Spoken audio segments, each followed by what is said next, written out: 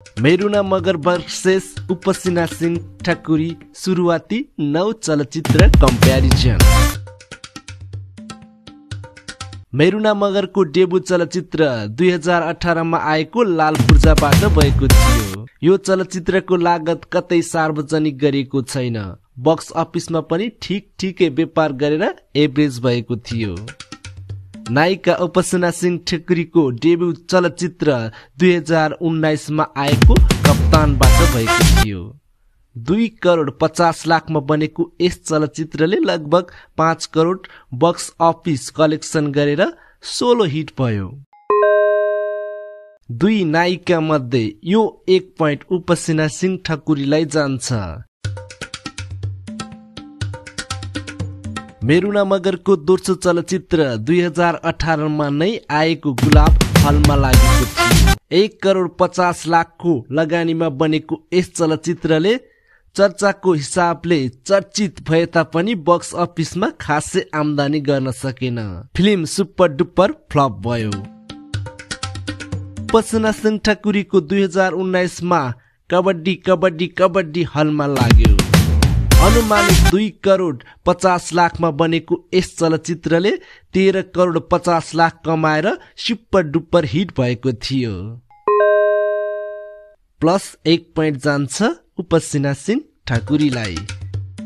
2019 मा मेरुना मगरको तेस्रो चलचित्र चचहुई चलचित्र हलमा लाग्यो। अनुमानित 1 करोड 50 लाखमा बनेको यस चलचित्रले खासै व्यापार गर्न सकेन। मेरुनाको तेस्रो चलचित्र पनि फ्लप रह्यो भने उपसिना सिंह ठकुरीको 2022 मा डिसेम्बर फल्स चलचित्र लाग्यो। 3 करोडको बजेटमा बनेको यस चलचित्रले 60 लाख मात्र कमाएर सुपर डुपर फ्लप भयो। दुवै नायिकाको 2 फिल्म नै फ्लप भएको कारण अङ्क कसैलाई पनि जाँदैन। मेरुना मगरको 2022 मा आएको चौथो चलचित्र कबड्डी 4 फाइनल 3 करोडमा बनेको यस चलचित्रले इतिहास रच्दै 21 करोड 50 लाख कमाएर नेपालको लाइफ टाइम सबैभन्दा बढी पैसा कमाउने दोस्रो चलचित्र बन्यो। उपसिना सिंह ठकुरीको 2022 मा चलचित्र 2 नम्बरी आयो। 2 करोड रुपैयाँको बजेटमा बनेको यस चलचित्रले 7 करोड 50 लाख कमाएर हिट भयो। यो 1 पोइन्ट मेरुना मगरलाई जान्छ। कबड्डी 4 यस वर्ष सदाबहार नेपालको कमाई गर्ने चलचित्र बनेको थियो। मेरुना मगरको 5औं चलचित्र 2023 मा जारी आयो।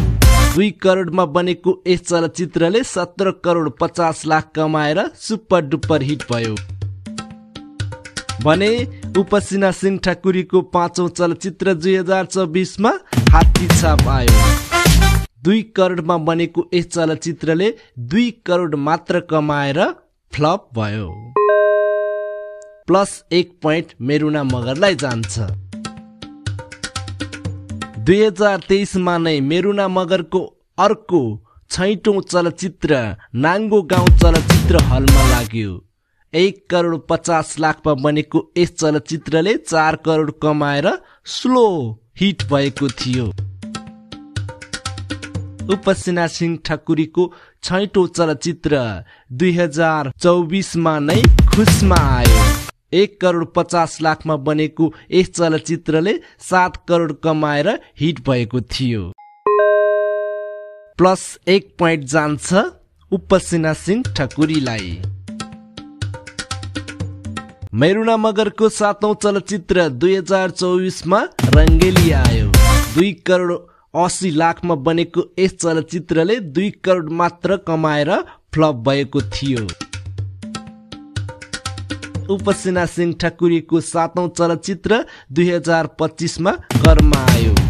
3 करोडमा बनेको यस चलचित्रले मात्र 27 लाख कमाएर सुपर डुपर फ्लप भयो। दुवै नायिकाको चलचित्र फ्लप रहेको कारण दुवैलाई पोइन्ट जाँदैन। 2024 नै मेरुना मगरको 8औं चलचित्र मनसारा आयो। लगभग 1 करोडमा बनेको यस चलचित्रले 4 करोड 80 लाख कमाएर हिट भयो भने उपेन्द्र सिंह ठकुरीको 2025मा के घर के डेरा घर नम्बर 2 आयो। लगभग 2 करोडमा बनेको यस चलचित्रले खासै राम्रो पैसा कमाउन सकेन, सुपर डुपर फ्लप भयो। 1 पोइन्ट मेरुना मगरलाई जान्छ। मेरुना मगरको 9औं चलचित्र 2024मा घर ज्वाइँ आयो। लगभग 2 करोडमा बनेको यस चलचित्रले 5 करोड कमाएर हिट भएको थियो। उपेन्द्र सिंह ठकुरीको 2025मा नै 9औं चलचित्र माइती घर आयो। 3 करोड 50 लाखको लगानीमा बनेको यस चलचित्रले हालसम्म चलचित्र हलमा प्रदर्शन भइरहेको छ। +1 पोइन्ट मेरुना र अप्सानालाई। तपाईलाई यो भिडियो कस्तो लाग्यो? मन परे लाइक, कमेन्ट एन्ड सब्स्क्राइब गरिदिनु होला। धन्यवाद।